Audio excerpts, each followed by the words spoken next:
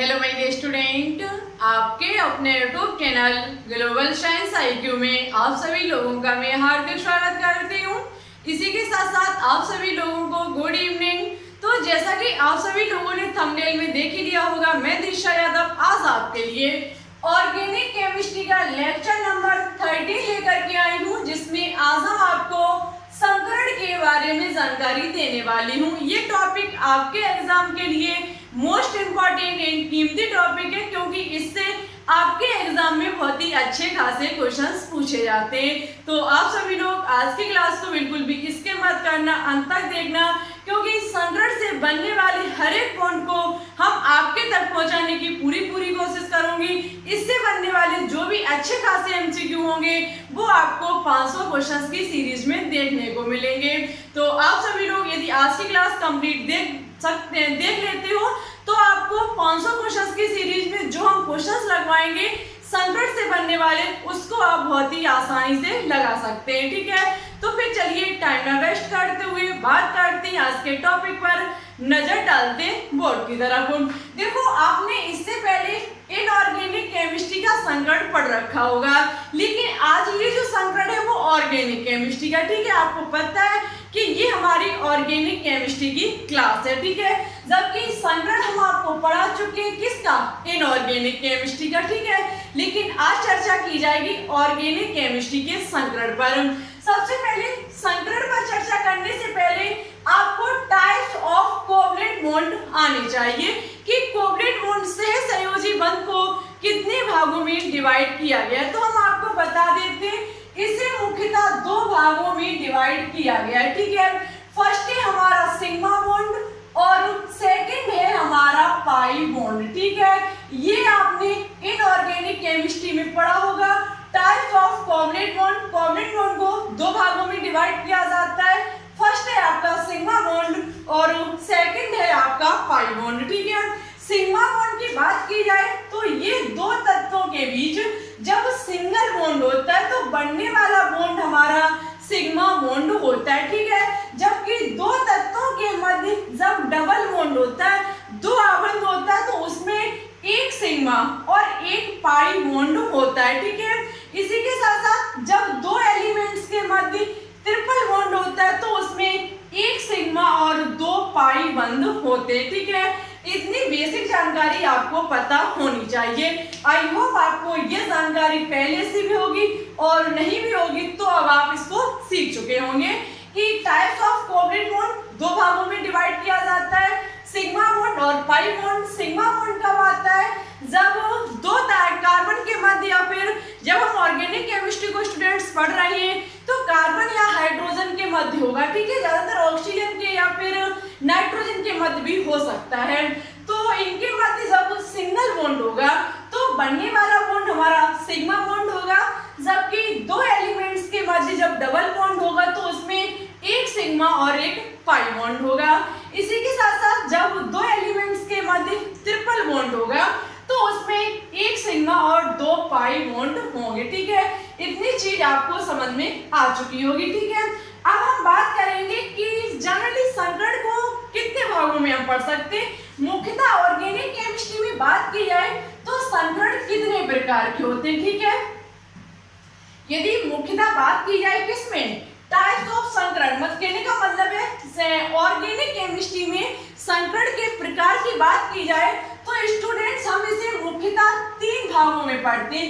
वैसे इसके कई एक भाग हैं, हम सभी पर चर्चा करेंगे, सभी को डिटेल से बताएंगे। वैसे मुख्यतः स्टूडेंट्स sp, साथ ही साथ sp2 और sp3, इन 3 संकरणों को मुख्यतः एग्जाम में पूछा जाता है। sp3 को भी पूछ लिया, sp3d को भी पूछ लिया जाता है। कैसे पूछा जाता है, तो देखो आपको पता होना चाहिए सब सेल के बारे में। सब सेल आपने एटॉमिक स्ट्रक्चर टॉपिक जब हमने आपको पढ़ाई थी, क्वांटम नंबर, क्वांटम संख्या जब हमने आपको पढ़ाई थी तब हमने आपको सब सेल के बारे में बहुत ही डिटेल से जानकारी दी थी। देखो स्टूडेंट्स, हम एक बार फिर से कहते हैं कि यदि आपको छत पर पहुंचना है तो फर्स्ट सीढ़ी पर कदम रखना होगा। हम आपको कोई चैप्टर पहले क्यों पढ़ाते हैं, उसके बाद दूसरे चैप्टर को क्यों क्यों पढ़ाते हैं। जैसे कि आप कहते हैं कि डायरेक्ट आप संकरण को पढ़ाते समाव्यवस्था को ना पढ़ाते, ठीक है। जैसे आप क्वेश्चन कर सकते हैं कि समाव्यवस्था को पहले क्यों पढ़ाया, संकरण को बाद में क्यों पढ़ाया। तो स्टूडेंट्स ऐसा इसलिए किया गया है क्योंकि जब तक आपको समाव्यवस्था की जानकारी नहीं होगी संकरण नहीं सीख पाएंगे। प्रत्येक चीज किसी ना किसी से रिलेटेड है, कोई ना कोई किसी चीज से लगी हुई है।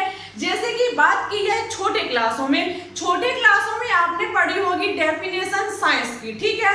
साइंस के बाद आप उसके प्रकार पर आए, वहां आपने बायोलॉजी की पढ़ी होगी, फिजिक्स की पढ़ी होगी, साथ ही साथ केमिस्ट्री की डेफिनेशन पढ़ी होगी। जब आप उसके ऊपर स्तर पे आए तब आपने केमिस्ट्री को कितने भागों में बांटा गया, ऑर्गेनिक केमिस्ट्री, इनऑर्गेनिक केमिस्ट्री, साथ ही साथ फिजिकल केमिस्ट्री, इन तीनों के बारे में अध्ययन किया। यदि आप चाहते जब आप 5th क्लास में थे तभी सब कुछ सीख जाते, तो ऐसा संभव नहीं है। देखो सीढ़ी बाई सीढ़ी आपको कदम रखना होगा। यदि हम एटॉमिक स्ट्रक्चर चैप्टर ना पढ़ाते तो शायद आप संकरण के ये सब सेल नहीं समझ पाते। आप दिमाग में सोचते हैं कि डायरेक्ट इन्होंने सब सेल लिख दिया, क्या मतलब है। तो हमने जब एटॉमिक स्ट्रक्चर चैप्टर आपको पढ़ा दिया है तभी आपको ये चीज हम अच्छे से डिफाइन कर पाएंगे, अच्छे से समझा पाएंगे ना। हमें भी समझाने में प्रॉब्लम होती है, ऐसा नहीं है, हम तो समझा देते, ठीक है, लेकिन आपके सामने हम अपनी बात को पूरी तरीके से नहीं रख पाते क्योंकि आपको पता नहीं है और हम लगातार यहाँ पर बोला बोल लगे हुए हैं और आपके 2 अक्षर भी पल्ले नहीं पड़ेगा। और जो स्टूडेंट्स एटॉमिक स्ट्रक्चर मेरी वीडियो को 1 by 1 देखते होंगे उनको सब सेल पता होगा, ठीक है।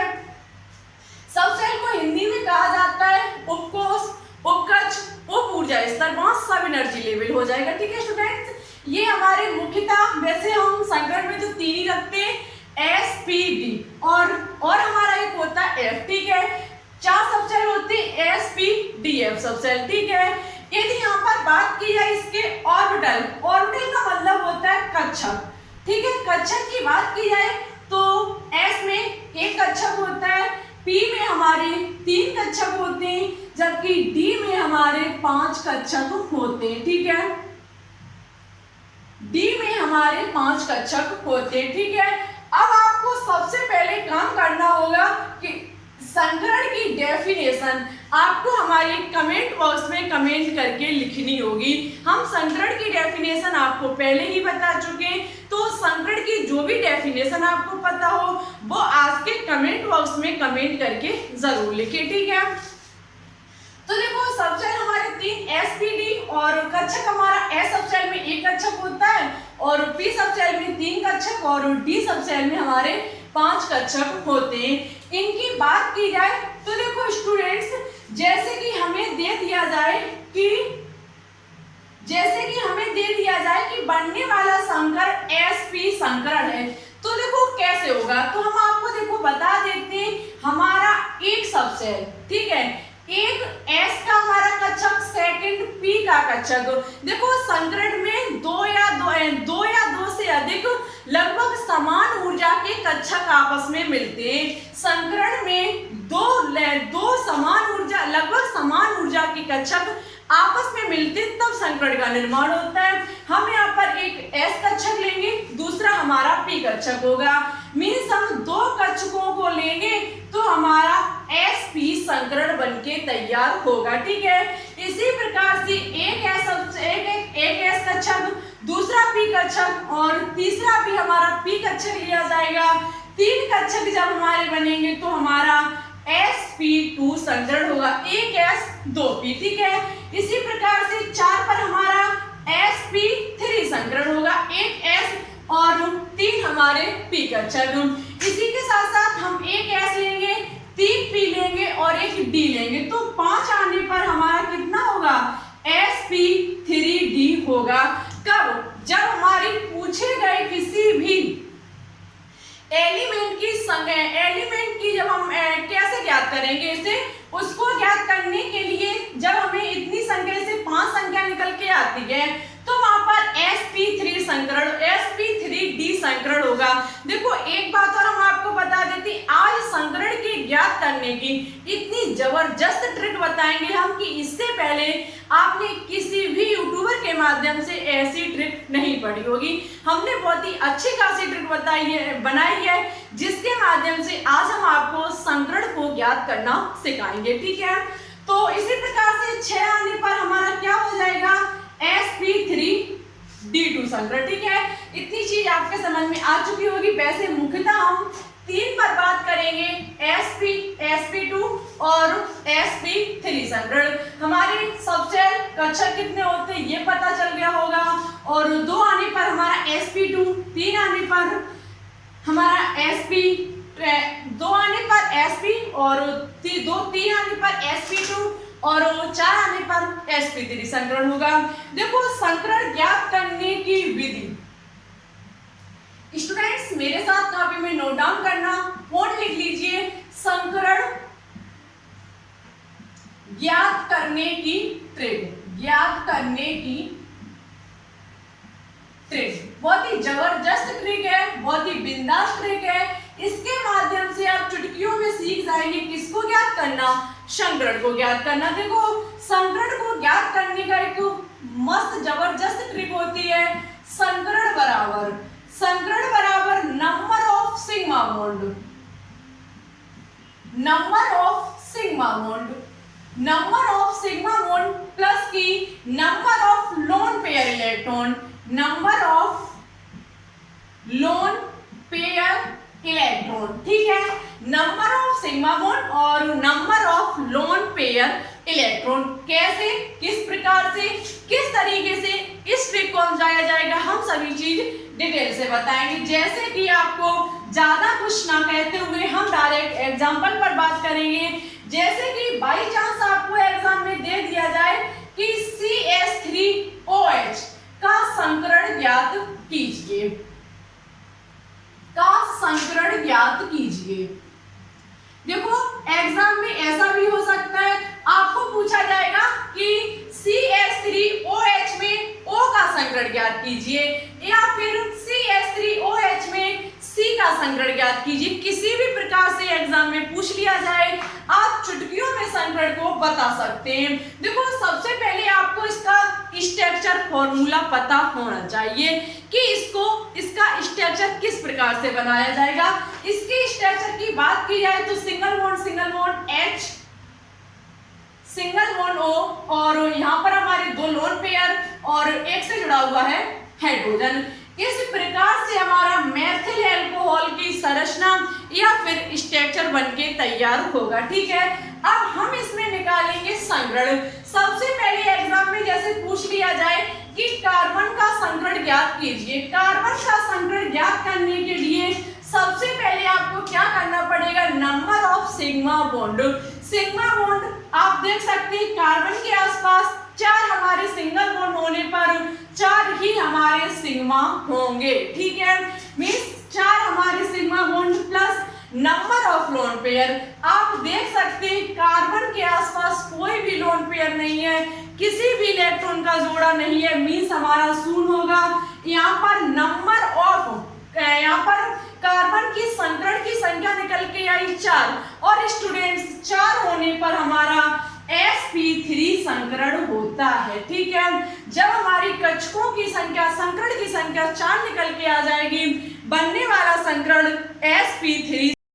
इसी प्रकार से यदि एग्जाम में ऑक्सीजन की पूछ ली जाए तो ऑक्सीजन की पूछने के लिए सबसे पहले आपको number of sigma bond, sigma bond आप देख सकते हैं ऑक्सीजन के जो आसपास सिंगल बॉन्ड जो है वो कितने हैं, 2 सिंगल बॉन्ड 2 होने पर 2 सिग्मा हमारे बनेंगे प्लस उसके बाद number of lone pair electron आप देख सकते हैं, एक लोन पेयर ये है और सेकंड लोन पेयर हमारा, लोन पेयर का मतलब बता देते एकाकी युग्म, किसका, इलेक्ट्रॉनों का, मींस इलेक्ट्रॉनों का एकाकी युग्म या फिर इलेक्ट्रॉनों का जोड़ा बन रहा हो। ठीक है, तो कितने होंगे, 2 2 प्लस हमारा 4 हो जाएगा, बनने वाला संकरण sp3 संकरण होगा। ठीक है, इसी प्रकार से हम और भी एग्जांपल देख सकते हैं। इतनी चीज आपको आई होप समझ में आ चुकी होगी। आगे की बात की जाए तो आगे हमारा हो जाएगा CH3COOH। जैसे कि बाई चांस इसमें एग्जाम में पूछ पूछ लिया जाए कि सभी का संकरण ज्ञात कीजिए, या फिर किसी एक का पूछ लिया जाए, तो सबसे पहले हम इसका स्ट्रक्चर फॉर्मूला बनाएंगे। इसका structure formula C single bond 3 हमारी हाइड्रोजन, उसके बाद सिंगल बॉन्ड C, उसके बाद हमारा हो जाएगा सिंगल बॉन्ड O, और हमारे 2 यहाँ पर लोन पेयर, एक सिंगल बॉन्ड से हमारा ये हाइड्रोजन जुड़ जाएगा। उसके बाद यहाँ पर आप देख सकते हैं यहाँ पर हमारा डबल बॉन्ड, क्योंकि 2 हमारी अभी बाकी है यहाँ पर इसकी वैलेंसी, और हमारा यहाँ पर O जुड़ जाएगा, 2 लोन पेयर हमारे हो जाएंगे। ठीक है, इस प्रकार से इसका स्ट्रक्चर फॉर्मूला बनके तैयार हो जाएगा। इसमें सबसे पहले हम फर्स्ट कार्बन की निकालेंगे। फर्स्ट कार्बन की निकालने के लिए एक सिग्मा, दूसरा सिग्मा, तीसरा सिग्मा और चौथा सिग्मा। इस कार्बन की सिग्मा की संख्या कितनी हो गई? 4, और कोई लोन पेयर नहीं बन रहा है, तो हमारा 0 बनने वाला संकरण sp3 संकरण। ठीक है, इसी प्रकार से इस कार्बन की बात की जाए तो इसमें एक सिग्मा, दूसरा ये और तीसरा इसमें ये हो जाएगा। ठीक है, तीसरा हमारा ये हो जाएगा, सॉरी 1 2 3। ठीक है, इसमें जो हमारा सेकंड कार्बन पर जो सिग्मा की संख्या है वो 3 है, जबकि लोन पेयर शून्य होने पर संकरण बनके तैयार होगा sp2 संकरण। ठीक है, इसी प्रकार से इसकी बात की जाए, इस ऑक्सीजन फर्स्ट की बात की जाए तो ऑक्सीजन फर्स्ट एक सिग्मा, सेकंड सिग्मा, ठीक है 2 सिग्मा और 2 लोन पेयर, कितने हो जाएंगे हमारे 4, बनने वाला संकरण sp3 संकरण। इसमें बात की जाए एक सिग्मा और 2 लोन पेयर, 2 लोन पेयर और एक सिग्मा, इसमें हो जाएगा 2 लोन पेयर हो जाएंगे 3, और 3 बनने वाला संकरण sp2 संकरण। आप इस चीज को चुटकियों में सीख सकते हैं, थोड़ा भी दिमाग लगाएंगे तो संकरण आपके लिए बहुत ज्यादा इजी हो जाएगा। ठीक है, और भी एग्जांपल हम आपको दे सकते हैं, और इससे बनने वाले और जो भी कहने का मतलब है, इससे बनने वाले जो भी और एग्जाम्पल होंगे वो हम आपको एमसीक्यू के माध्यम से समझा देंगे। यहाँ पर भाई साहब देखो, हमारा मकान थोड़ा रोड के पास होने के कारण यहाँ बजने शुरू हो चुका है डीजे शुरू होने के कारण हमें यहाँ वीडियो रोकनी पड़ रही है। जितना आपने सीखा उतना आपके लिए अच्छा था, हमने जो भी पढ़ाया वो बेहतरीन था, लेकिन हमारा मकान थोड़ा रोड के पास होने के कारण यहाँ पर बहुत सारी दुकानें हैं। यहाँ लगभग मान लीजिए मेरे मकान के आसपास 3-4 डीजे की दुकानें, उनका भरोसा नहीं कब स्टार्ट कर दें डीजे, तो डीजे स्टार्ट होने की वजह से मुझे वीडियो यहीं पर स्टॉप करनी पड़ रही है। सो सॉरी, हम और सारे एग्जाम्पल देते हैं, लेकिन इससे बनने वाले जो भी एग्जाम्पल होंगे वो आपको एमसीक्यू के माध्यम से हम समझाने की पूरी कोशिश करेंगे। इसी के साथ आपको और बताना होगा PCl3 में P और Cl का कौन सा संकरण होगा। ठीक है, इसका आंसर आपको हमारे कमेंट बॉक्स में देना होगा। जो स्टूडेंट इसका सही और अच्छे से आंसर देंगे नेक्स्ट क्लास में उनका नाम हम जरूर लेकर के आएंगे।